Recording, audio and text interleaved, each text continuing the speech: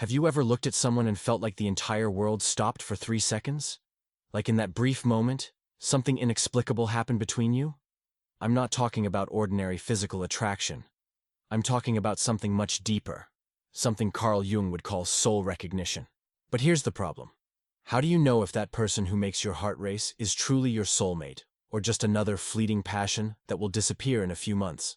How do you distinguish between a genuine connection and an emotional illusion? The answer might lie in the first 3 seconds of eye contact. Yes, you heard that right.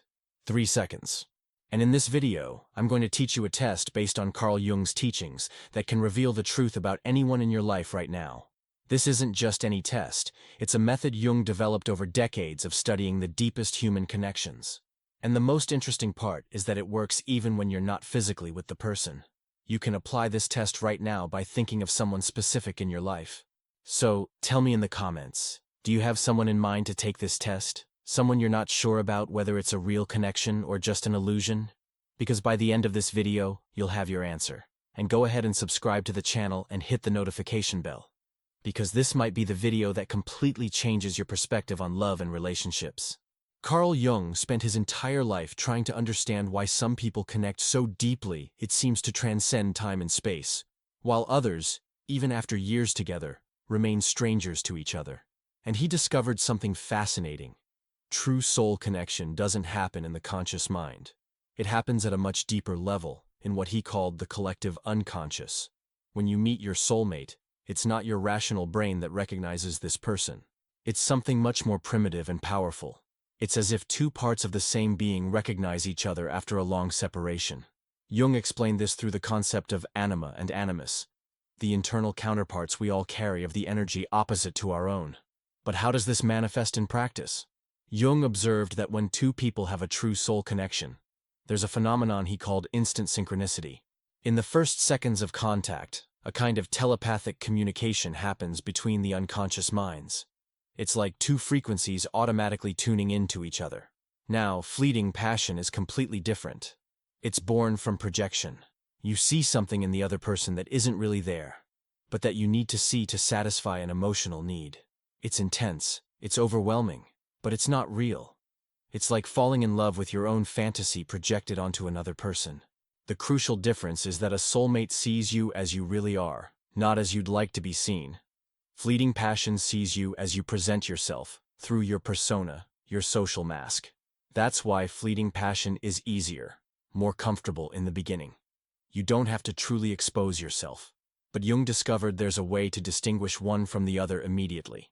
And this is where the 3-second test comes in. He noticed that when you look into the eyes of someone who truly resonates with your soul, 7 specific things happen in those first 3 seconds.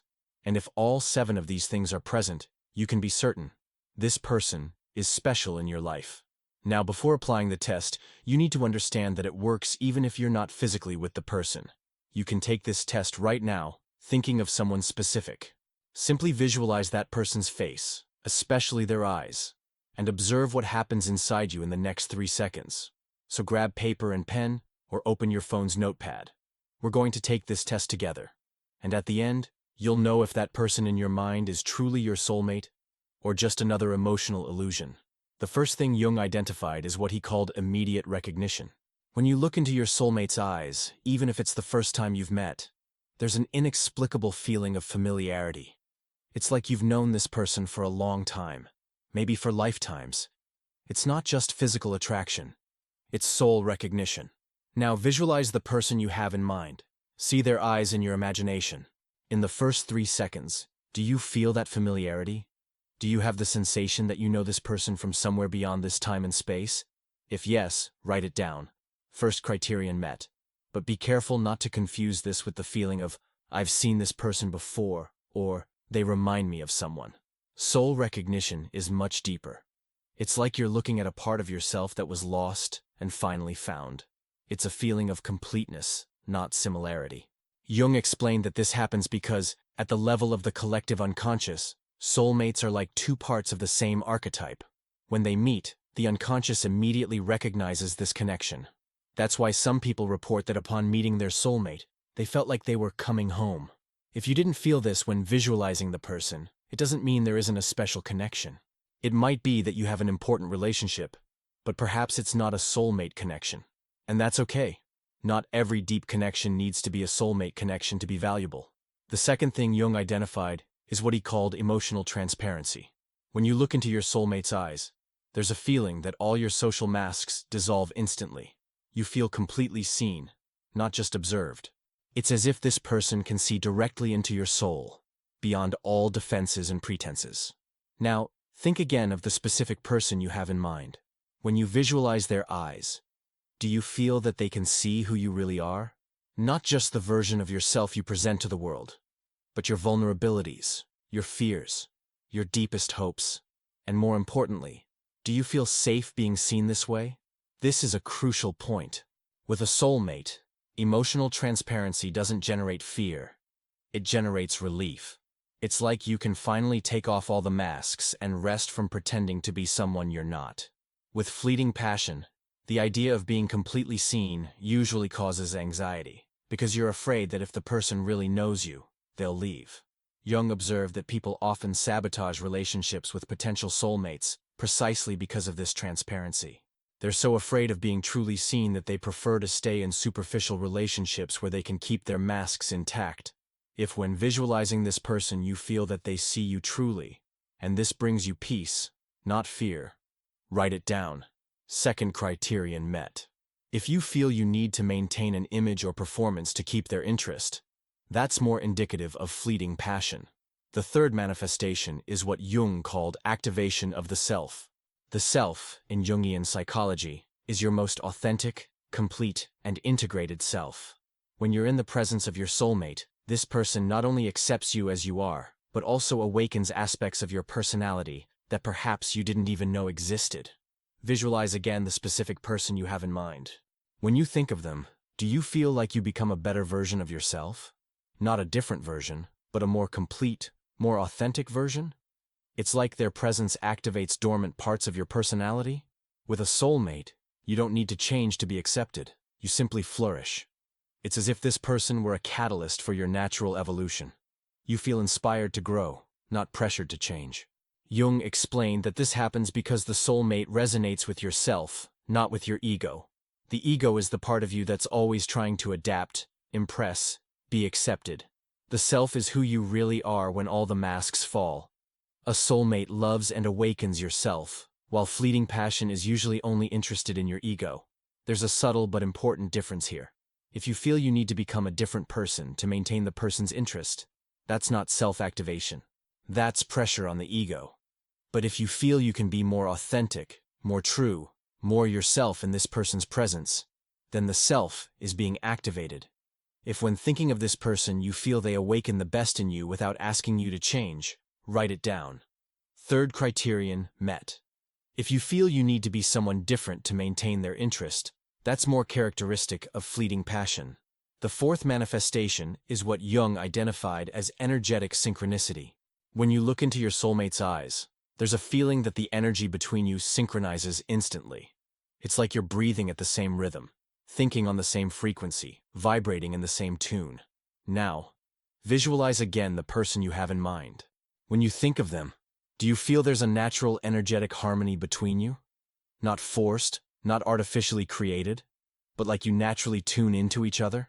Jung observed that people often confuse intensity with synchronicity. Fleeting passion can be very intense, but it's rarely synchronized. It's like two people shouting at the same time. There's a lot of noise, but there's no harmony. A soulmate, on the other hand, can be intense or gentle, but there's always a quality of synchronization. This synchronicity manifests in various ways. It might be that you often have the same thoughts at the same time. It might be that one always intuitively knows how the other is feeling. It might be that conversations between you flow effortlessly, like two parts of the same mind conversing. More importantly, this synchronicity requires no effort. It happens naturally. If you find yourself always trying to adjust to the other person's energy, or if you feel you need to work hard to maintain harmony, that's more indicative of fleeting passion. With a soulmate, synchronicity is like breathing. You don't need to think about it, it just happens. It's like your two musical instruments that naturally harmonize when played together. If when visualizing this person you feel there's a natural and effortless energetic harmony between you, write it down. Fourth criterion met. If you feel you need to work to maintain harmony, that might be more characteristic of fleeting passion. The fifth manifestation is what Jung called absence of need. When you look into your soulmate's eyes, you don't feel desperate need, you feel completeness. It's a subtle but fundamental difference. Need comes from lack, from the feeling that something is missing in you.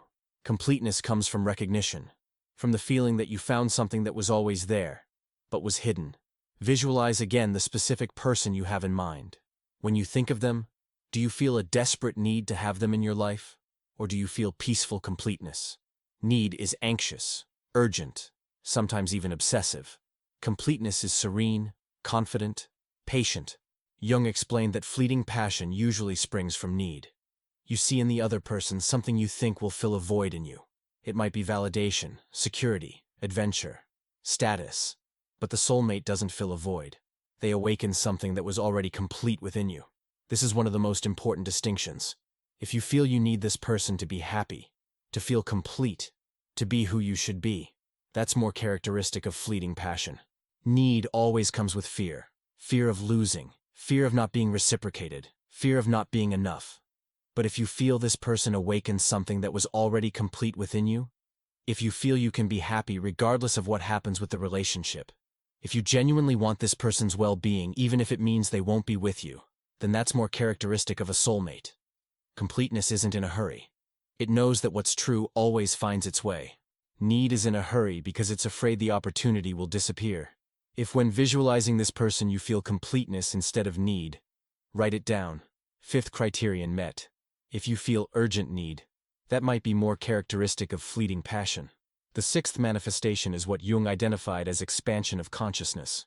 When you look into your soulmate's eyes, you don't just feel romantic attraction. You feel your consciousness expanding, like you can see the world through a broader, deeper perspective.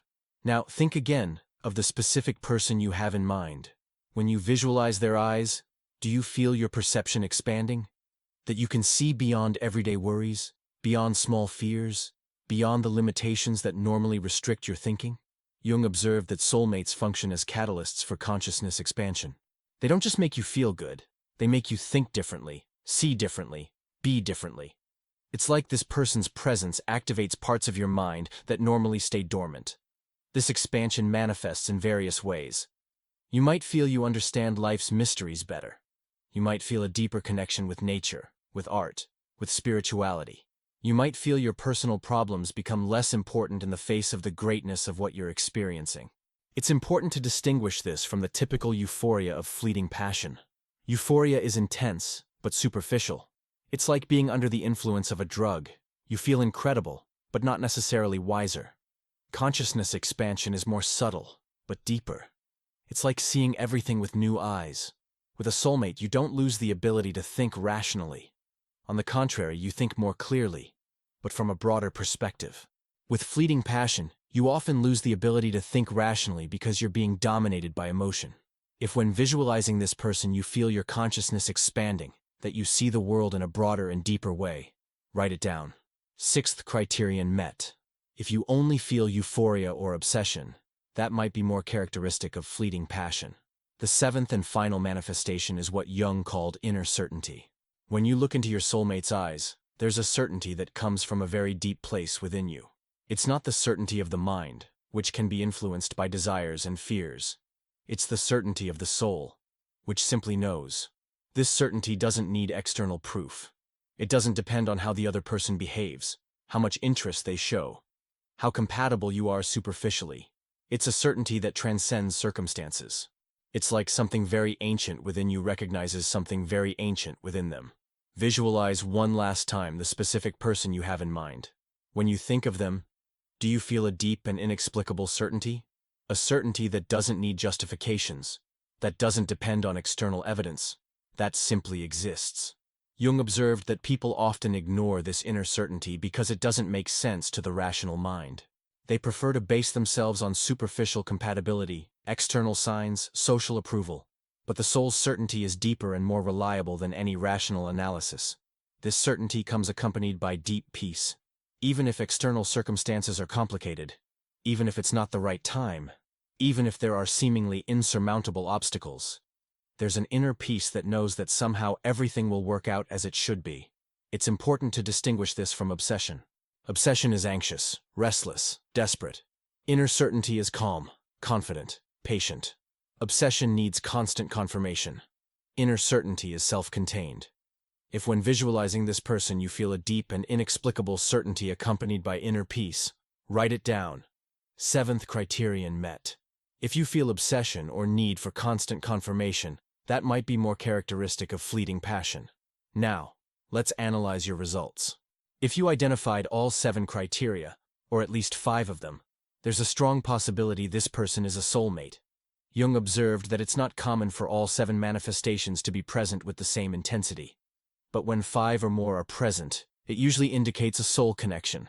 If you identified only 1 or 2 criteria, that doesn't mean there isn't a special connection. It might be an important connection but perhaps not a soulmate. And that's okay. Not all meaningful connections need to be soulmate connections. Deep friendships, spiritual mentors, growth partners, these are all valuable connections. If you identified 3 or 4 criteria, you might be in an intermediate zone. It's possible it's a soulmate, but it's also possible it's a very intense, fleeting passion. In this case, Jung recommended observing how the connection evolves over time. Soulmates tend to deepen with time, while fleeting passions tend to become superficial. But here's something important Jung discovered. Identifying a soulmate isn't a guarantee of an easy or perfect relationship. In fact, relationships with soulmates can be more challenging because they force you to grow, to face your shadows, to become more authentic. The soulmate isn't in your life to make you happy. They're in your life to make you complete. And the path to completeness isn't always comfortable. Sometimes it involves breaking old patterns, facing deep fears, letting go of obsolete versions of yourself. Jung also observed that it's not always the right time to be with a soulmate. Sometimes you need to grow more, heal old wounds, complete important lessons before you can sustain a relationship at that level. And that's okay. Soulmates have a timeless quality. They find their way to each other when both are ready. If you identified this person as a possible soulmate, that doesn't mean you should desperately chase after them. It means you should work on yourself, become the best version of who you are, so that when the timing is right, you can meet as 2 complete people, not as 2 halves seeking completeness. On the other hand, if you identified that the person you have in mind is more likely fleeting passion, that's not necessarily bad either. Fleeting passions can be valuable learning experiences. They can teach you about yourself, about what you really want, about patterns you need to break. The key is having clarity about what you're experiencing. If you know it's fleeting passion, you can enjoy it for what it is without creating unrealistic expectations. If you know it's a soulmate, you can give it the respect and patience it deserves. Jung always emphasized the importance of self-knowledge. Knowing the difference between your projections and your perceptions, between your needs and your recognitions, between your lacks and your completeness. This test is a tool for that self-knowledge. And here's something Jung discovered that might completely change your perspective. You don't have just one soulmate in life. You can have several. Some are romantic, others are platonic. Some are for life, others are for specific phases. The important thing is recognizing each one for what it is and honoring the connection appropriately. It's also important to understand that not every soulmate you recognize will recognize you immediately. Sometimes you're ready to see the connection, but the other person isn't yet. And sometimes it's the opposite. Mutual recognition doesn't always happen at the same time. If you recognize someone as a soulmate, but feel they don't recognize you the same way, Jung recommended patience and inner work. Keep growing. Keep becoming more authentic. Keep expanding your consciousness. Sometimes mutual recognition happens when we least expect it. And if you feel someone recognizes you as a soulmate but you don't feel the same, be honest with yourself. Don't try to force a connection that doesn't exist. But also, don't dismiss the possibility just because it's not what you expected. Sometimes soulmates come in packages we don't immediately recognize. Jung also observed that the concept of soulmate has been distorted by popular culture. It's not about finding someone who completes you. It's about finding someone who recognizes and awakens the completeness that already exists within you. It's not about finding your other half. It's about finding another whole being who resonates with your wholeness. True soulmate connection is an invitation to individuation, the process of becoming truly who you are. It's a mirror that reflects not only your best aspects, but also your shadows, your unhealed wounds, your undeveloped potentials. That's why, if you identified a soulmate in your life, prepare for a journey of growth. Don't expect it to always be easy or comfortable. Expect it to always be transformative. Expect it to always be an invitation to become more authentic, more complete, more true. And if you didn't identify a soulmate in your life at this moment, don't despair. Sometimes we need to first become complete souls before we can recognize other complete souls. Use this period to work on yourself, to heal your wounds, to develop your potentials, to become the person you're meant to be. The 3-second test is a powerful tool, but it's just the beginning. The real work begins after recognition. It's the work of honoring the connection, of growing through it, of becoming worthy of it. Remember, a soulmate isn't a prize you win for being a good person. It's a responsibility you take on when you're ready to grow toward your true nature. It's an invitation to become everything you can be. And last but not least, trust your intuition. The 3-second test is a guide, but your soul is the final authority. If something resonates deeply within you, pay attention. If something doesn't make sense, even if it seems right superficially, question it. If you felt something different when visualizing that person, it's because your heart already knows the answer. The brain just needs to accept it. Jung always said the greatest wisdom comes from within. External tools can help, but the final truth always lives in your own consciousness. Use this test as a flashlight to illuminate the path, but walk with your own feet. If this video helped you gain clarity about someone in your life, if it helped you better understand the difference between soulmate and fleeting passion, leave in the comments. Now I know how to recognize my soulmate. And share it with someone who needs to take this test too. If you want to keep learning about the deepest mysteries of human relationships, subscribe to the channel and turn on notifications. Here you'll find content based on the deepest psychology, not superficial advice. And if this content really touched your heart, consider supporting the channel by clicking the thanks button down below. Every bit of support allows me to keep bringing quality content about the topics that really matter for your soul's growth. Remember, the journey to find your soulmate begins with the journey to find your own soul. When you're complete, you recognize completeness. When you're authentic, you recognize authenticity. When you're awake, you recognize others who are awake. Thank you for making it this far. See you in the next video.